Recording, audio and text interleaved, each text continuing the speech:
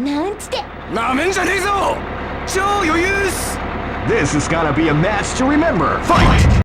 Capcom is known for their crossovers, be it intercompany or crossing over with another company. Two of the most famous crossovers are Marvel vs. Capcom and Capcom vs. SNK. Two series that are highly praised, but both have really cooled off over the years. While Marvel vs. Capcom's fall from grace can be summed up into images, its sister series, Capcom vs. SNK, is a little bit more nuanced. In this video, I'll talk about how the series came to be, the games in the franchise, and why I think Capcom vs. SNK died off. Before the battle begins, hit the subscribe button and the bell as well for notifications on future videos. This video is going to be a match to remember. Also, I'm stealing a lot of footage for this video, so, sorry.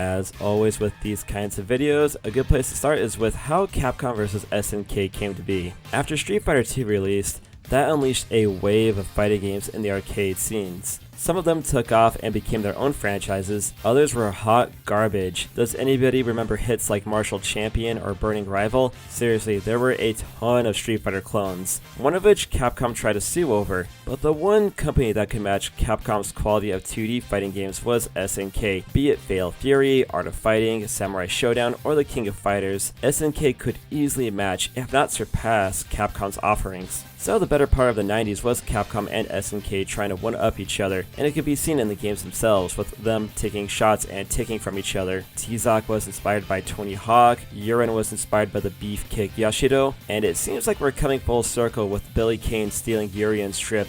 Hell, even mechanics were taken from each other, like Just Offends coming from parries. Oh my god, no. Oh! Okay, that doesn't count. That doesn't count. That doesn't count. That shit counts, Jay, and you know it. Probably the most known take of that between the two companies is Yuri stealing a lot of Akuma's moves. Meanwhile, Dan Hibiki is a walking parody of Ryo and Robert, complete with looking like Steven Seagal. Capcom and SNK definitely had some beef between the two, but things would change. A meeting with SNK's Takahashi Nishiyama and Capcom's Yoshiki Okamoto managed to ignite the flames that would be the next big gaming crossover.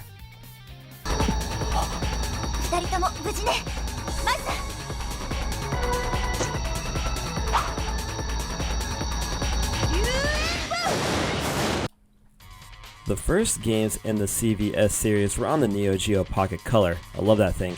Card Fighters Clash was the first true time the companies would meet in game form, and it's pretty fun. Not as good as Yu-Gi-Oh! Classic, but nothing can top perfection. The first real fighter was SNK vs. Capcom, Mark of the Millennium on the Neo Geo Pocket Color. A cute little fighter that plays well on the handheld, granted I'm playing on the Switch, but still. In hindsight, it does seem a bit weird to put the first big crossovers on the little Neo Geo Pocket Color. That would be like having the next big Star Wars trilogy start out as a book, but then again, given how shite the sequel trilogy turned out, that actually might have been a good idea. I have a Neo Geo Pocket Color right here, and I really like this thing, but unfortunately mine doesn't work anymore because the cartridge slot doesn't work. So if anyone can fix this for a good price, DM me. The real deal was Capcom vs. SNK, released in 2000, a big game with plenty of characters and fun to be had. And it was a decently popular game, but it was a bit rough around the edges. The ratio system was a point of contention, as it meant that you couldn't have so many points, so you couldn't make the dream team you wanted.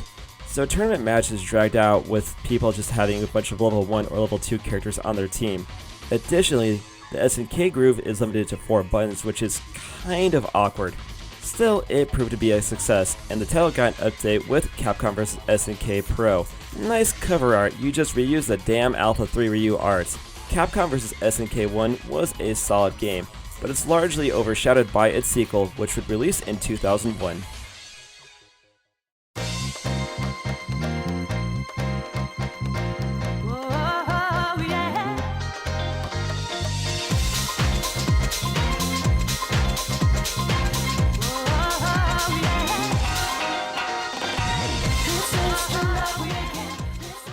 Capcom vs. SNK 2 is what you wanted in a sequel. It built up what was so good about the first title while making many improvements elsewhere. The ratio system was changed so that you could pick any 3 characters as you want. The presentation is top-notch, that sprite aside, and the roster is awesome with plenty of heavy hitters and deep cuts such as Kyosuke, Hibiki, and Rock Howard. The 6 grooves really spiced things up and added a lot of depth to the game. Perhaps the strongest point of Capcom vs SNK 2 is that it truly felt like a merger of SNK and Capcom gameplay. I feel like if you got into this game coming from either background, you could get into CVS2 and have a fun time. It's not a perfect game by any means. Like a lot of games from the era, the balance was borked. A lot of characters in the game just feel unfinished. In particular, my boy Kyosuke got really shreked in this game, and they did King even worse. And high-level matches could be really boring, with defensive play being the way to play, drawing out matches. There was even one year at EVO they made CVS2 one game because it was boring to watch. Still, CVS2 is a certified classic and one of the best old-school fighting games. I think this is one of the few games, if not the only game, that was released on all consoles in the 6th generation. I actually own the Dreamcast version back home, and it's awesome. The Xbox and GameCube ports are criticized for changing the game up from the arcade release, so the PS2 and Dreamcast ports are the way to go. With CVS2 being a tournament mainstay, a sequel is gonna happen, right? Well, sorry to disappoint, but there was going to be a CVS3, but that obviously didn't happen.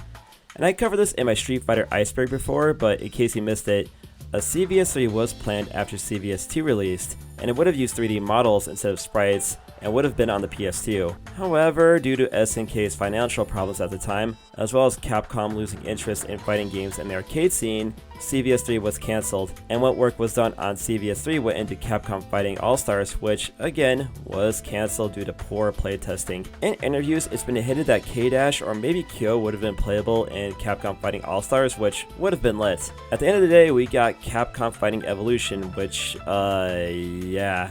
I'm guessing this game had the budget of $50 and maybe an Applebee's coupon. Still, SNK would try their hand at making a crossover fighter with SVC Chaos, released in 2003. I remember an arcade in Albuquerque having a machine for SVC Chaos, and a really weird cabinet that had 2 adjacent monitors. Never saw anything like it. Speaking of arcade cabinets, did anyone win that cabinet advertised on the box? While SVC isn't bad, it needed a lot more polish with its drab graphics, underwhelming gameplay, and kinda weak roster. Seriously, you're gonna put in Balrog and Choi in? Fucking Choi? If anybody tells you Choi is their favorite KOF character, run as far away as you can from them. That's an Ari Aster movie waiting to happen. SVC Chaos is at least worth a playthrough for the fun pre-fighting dialogue. Good to know that Akuma draws the line at child abuse. The true final game in the Capcom vs SNK series was Card Fighters Clash DS, which is known for having a game-breaking bug. And with that, the Capcom vs SNK series has come to a close. This is totally unrelated to the video right now, but they really need to bring back this clicky thumbstick. This thing is really nice. So, why no third game or ports?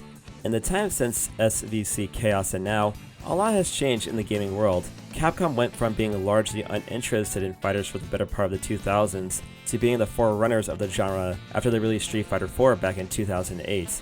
SNK, for their part, kept making solid fighters throughout the years, such as Neo Geo Battle Coliseum and the woefully underlooked King of Fighters 11. Unfortunately for SNK, their financial problems persisted throughout the years, but eventually they got their shit back in order and started making quality fighters again.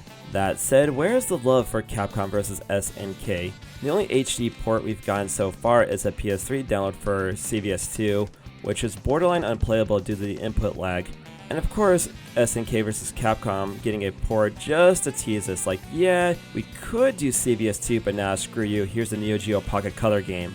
I'm not sure if there's ever been any talks for a CVS2 port, but if I had to guess, it's probably an issue of money of why an HD port of CVS2 hasn't happened yet. I read somewhere online that Capcom screwed SNK out of a lot of money, and while I couldn't verify that, given how Capcom screwed over Crawfish over the GBA port of Alpha 3, it wouldn't surprise me.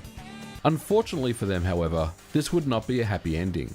The game would suffer a delay and Capcom would cancel all promised royalties and cut Crawfish's fee. While the game did eventually come out, and it was acclaimed as an amazing port of the arcade version, and rightfully so, it was a massive blow to the company's bottom line, which ended up going out of business and closing its doors later that year in November of 2002. As for a third game, Hideaki Itsuno over at Capcom has said that he would like to make it given the chance, but who knows if that will happen. For one, with a crossover of two developers, you have to make sure you release it at a time when neither is actively promoting a fighting game. Capcom is still promoting Street Fighter V, and more than likely has Street Fighter VI in the oven. SNK on their end has King of Fighters 15 on the horizon. Announcing a new title now would only saturate the market and split the player bases. Another thing is that with crossover fighters, you need to make sure the gameplay is appealing to fans of both franchises. While CVS2 did that beautifully, one of the issues with Street Fighter Cross Tekken is that it just did not appeal to Tekken fans. Did you watch Cross Assault? Seeing Rip play Street Fighter was just sad. Speaking of Cross Tekken, that's probably another reason why Capcom vs SNK 3 hasn't happened yet. Both Street Fighter Cross Tekken and Marvel vs Capcom Infinite were plagued with executive meddling and shitty direction, and those issues dominated the discussions about either title. I'm guessing both titles scared Capcom away from doing a true crossover title. It's easier just to call up someone, get your character in another title, and get free publicity for your series that way. At the very least, there doesn't seem to be any bad blood between Capcom or SNK these days, as they would meet again by way of Smash Ultimate, Tekken 7, and the Neo Geo Pocket Color games coming to Switch and PC. Still, as a fan of both Capcom and SNK, it feels wrong to just leave the series on SVC Chaos. The series needs a proper third game. At the time of making this video, it's been over 20 years since Capcom vs SNK 2. Tekken Cross Street Fighter is 10 years old now. I think the time is now for a new Capcom crossover title. Especially now in 2022 where Capcom is doing better than ever, SNK has been really killing it too. I think it's time for these two titans to meet at least one more time. But if they're not going to make a new proper Capcom vs SNK 3, at least give us CVS 2 with rollback netcode, put it on Steam, Switch, and the works, and that will be equally as Gucci in my opinion.